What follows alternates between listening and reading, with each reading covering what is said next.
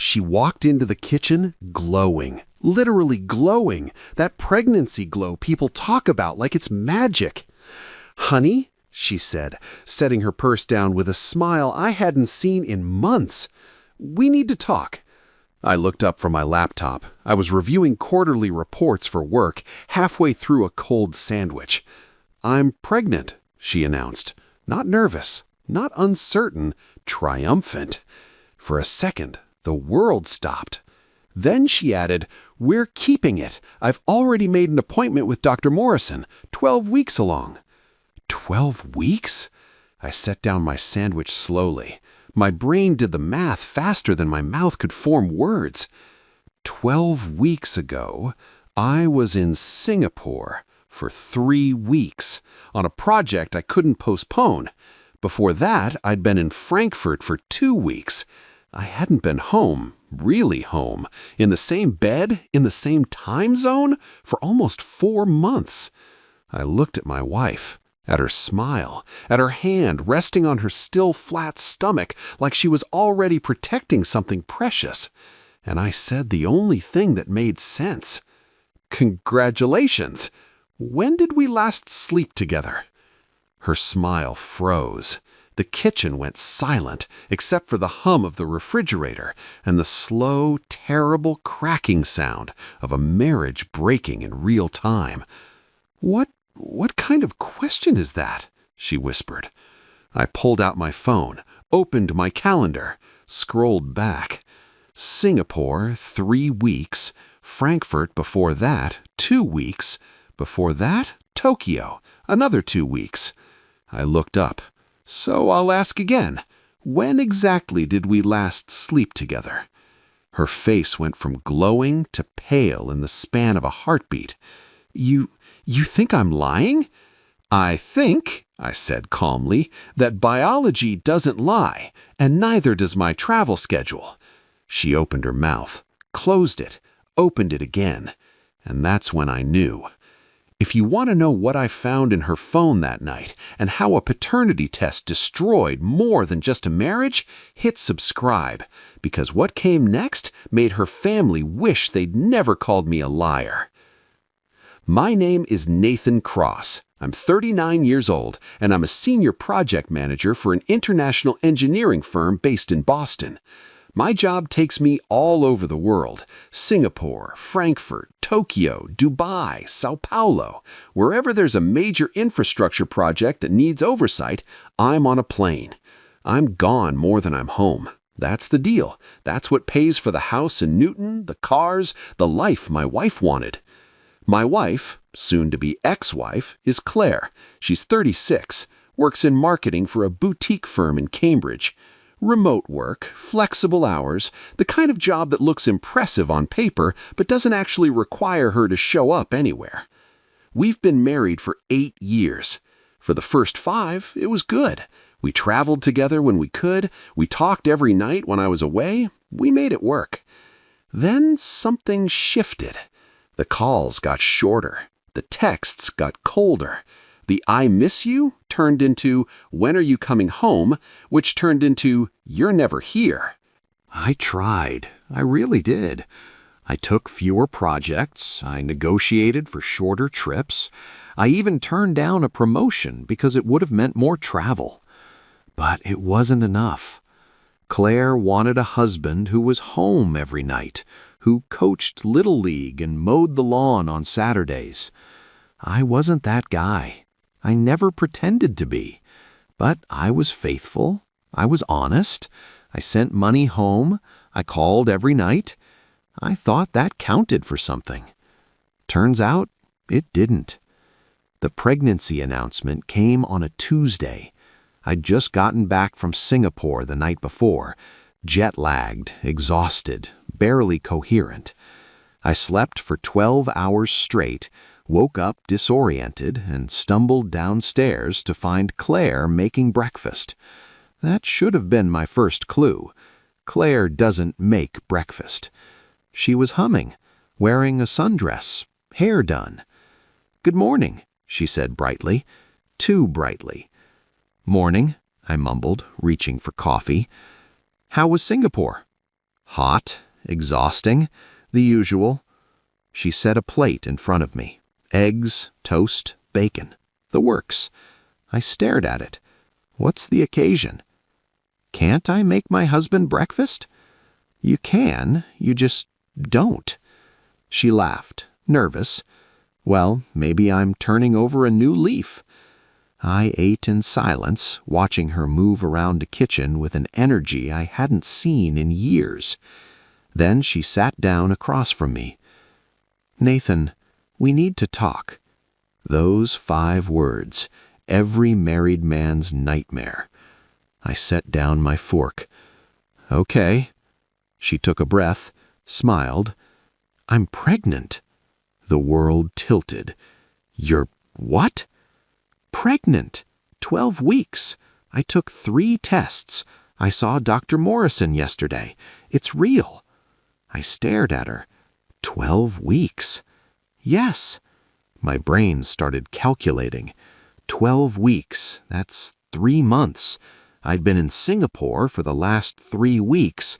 Before that, Frankfurt for 2. Before that, Tokyo. I hadn't been home, really home, for more than a few scattered days in 4 months. When, I started, then stopped. Claire's smile wavered. When what? When did we... I couldn't finish the sentence. Her face changed. Are you seriously asking me that? Claire, I've been traveling nonstop. I'm just trying to understand the timeline. The timeline? Her voice rose. Nathan, I'm telling you we're having a baby, and you're asking about timelines? I'm asking when we conceived. I don't know. Does it matter? Yeah, I said quietly. It does. She stood up, chair scraping against the tile. I can't believe you right now. Claire, she was shouting now, I come to you with the best news of our lives, and you interrogate me like I'm a suspect. I'm not interrogating you. I'm asking a simple question. It's not simple. It's insulting. I stood up too, kept my voice level. Claire, I've been out of the country for 4 months. I need to know when this happened. She stared at me. You were home in February. For 3 days, and we didn't... I didn't finish, but we both knew. We hadn't had sex in February. We'd barely spoken. Her face flushed. Well, maybe it was January.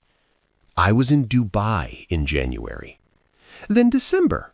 Frankfurt. She slammed her hand on the counter. I don't remember every single time we... That's the problem, I interrupted. There haven't been that many times to remember. Silence. She looked at me with something between fury and fear. What are you saying? I'm saying the math doesn't add up. So you think I cheated? I think, I said carefully, that I need an explanation that makes sense. She grabbed her purse. I don't have to explain anything to you. Actually, you do. No, I don't. She headed for the door. I'm pregnant, you're the father, end of story. Claire, the door slammed.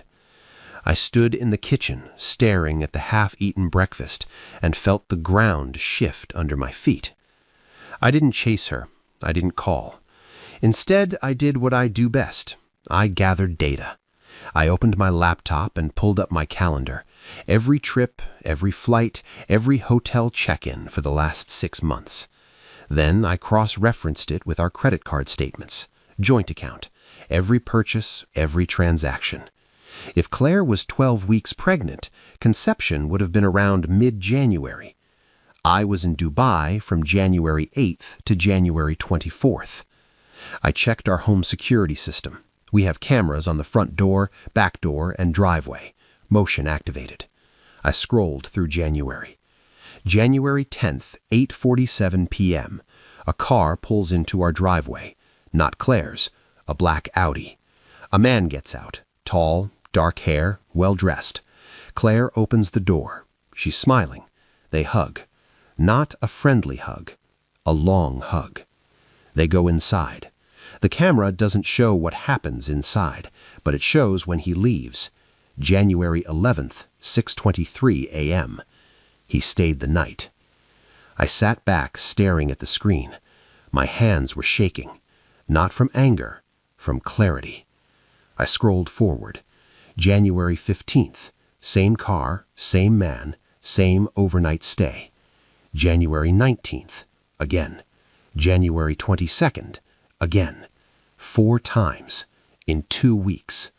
While I was in Dubai, working 16-hour days, sleeping in a hotel room that smelled like recycled air and loneliness, my wife was hosting someone else in our bed. I took screenshots, saved them to a secure folder, backed them up to the cloud. Then I called my lawyer. His name is Richard Moss. I used him for contract reviews before. He was sharp, no nonsense, and expensive. "Nathan," he answered, "what can I do for you?" "I need a divorce attorney." Pause. "I see. What's the situation?" I told him. The pregnancy, the timeline, the security footage. He listened without interrupting. When I finished, he said, "Do you want a paternity test?" "Yes." "She'll fight it." "I know. It's going to get ugly." "It already is." He sighed. "All right, let me draw up a separation agreement. In the meantime, don't leave the house, don't move out. That can hurt you in court." "What about her?" "Let her leave if she wants, but you stay put. Understood?" "Understood." "And Nathan, don't confront her with the footage yet. Let her think you're just suspicious. The more rope she has, the more she'll hang herself." I hung up and sat in the silence of my own home, surrounded by evidence of a life I thought I was building. Turns out, I was the only one building. She was busy tearing it down. Claire came home that night around 10 p.m. I was in the living room, reading, or pretending to. She walked in, saw me, and stopped. "We need to talk," she said. "Okay?" She sat down on the opposite end of the couch, as far from me as possible. "I'm sorry I got upset earlier," she started. "This is a lot for both of us." I nodded, said nothing. "But Nathan, I need you to trust me. This baby is yours." "Okay?" She blinked. "Okay? If you say it's mine, then it's mine." She relaxed. "Thank you. But I want a paternity test." Her face hardened. "Absolutely not." "Why not?" "Because it's insulting. Because it shows you don't trust me." "You're right," I said calmly. "I don't." She stood up. "I'm not doing a paternity test." "Then I'm not signing a birth certificate." "You don't have a choice." "Actually, I do. If my name's not on the birth certificate, I have no legal obligation, no child support, no custody, nothing." Her mouth opened, closed. "So here's the deal. You take a paternity test. If it's mine, I'll step up. I'll be the father. I'll do everything right. And if it's not, then you can explain to whoever the real father is why you tried to pin it on me." She stared at me like a stranger. "I can't believe you're doing this." "I can't believe I have to." She grabbed her purse. "I'm staying at my sister's." "Okay." She left. The house was silent again. I pulled out my phone and texted Richard. She refused the paternity test. His response came immediately. "Good. Let her dig the hole deeper." Over the next 2 weeks, Claire tried everything. She called crying, she called angry, she sent long texts about how hurt she was, how betrayed she felt. She had her sister call me, her mother, even her father, who I'd always gotten along with. "Nathan, you're tearing this family apart." "I'm not tearing anything apart. I'm asking for the truth." "She's telling you the truth." "Then she won't mind proving it." He hung up. Her friends started posting on social media vague messages about toxic masculinity and controlling husbands. I didn't respond, didn't engage. I just waited. Finally, 3 weeks after the announcement, Richard called. She's agreed to the paternity test. I exhaled. When? Next week. Non-invasive prenatal paternity test. They'll take her blood, compare it to your DNA. Results in 7 to 10 days. And if she tries to back out? She won't. I made it a condition of any settlement. No test, no negotiation. Good. Nathan, he said carefully, are you prepared for the results? What do you mean? If the baby's not yours, this is going to explode. Her family, your family, mutual friends, everyone's going to have an opinion. Let them. And if it is yours? I paused. Then I'll deal with that too. But deep down, I already knew. The baby wasn't mine. The test was scheduled for a Tuesday morning at a clinic in Brookline. I met her there. We didn't speak, just sat in separate corners of the waiting room like strangers. When they called her name, she stood up, looked at me once, and walked through the door. 20 minutes later, she came out, pale, shaking. They took blood, she said quietly. Results in a week. Okay. She left without another word. I sat there for a moment, staring at the generic landscape painting on the wall, and felt nothing. Not anger, not sadness. Just the cold, clinical certainty that comes from knowing you're about to be proven right. The results came back on a Thursday. Richard called me at work. Nathan, we need to meet. Just tell me. Not over the phone. I left the office, drove to his firm, and sat across from him in his corner office with the view of the Charles River. He slid an envelope across the desk. Open it. I did. The letterhead was from the lab. Official, clinical. I scanned down to the conclusion. Probability of paternity, 0%. I read it again. 0%. Not 1%. Not unlikely. 0. I wasn't the father. I set the paper down. So, Richard echoed. What do you want to do? I want a divorce, I want her out of the house, and I want everyone who called me a liar to see this. He nodded. I'll draft the papers. I didn't call Claire. I didn't text. I forwarded the results to her lawyer with a simple message. Your client lied. Proceed accordingly. Then I sent a copy to her father, and her sister, and her mother. Not out of spite, out of clarity. They'd called me controlling, toxic, a liar. Now they could see who the real liar was. Claire showed up at the house that night. I was packing her things, methodically. Clothes in boxes, toiletries in bags. She walked in without knocking. Nathan, don't. Please, just listen. No, I kept packing. You lied. You tried to pass off another man's baby as mine. You made me the villain when I asked for the truth. I didn't mean you meant every word. I looked at her. You knew that baby wasn't mine. You knew it from the start. Her face crumpled. I was scared. Of what? Of losing everything. You didn't lose everything, Claire. You threw it away. She started crying. Who's the father? She didn't answer. Claire, who is he? It doesn't matter. It does to me. She wiped her face. His name is Jordan. He's married. Of course he was.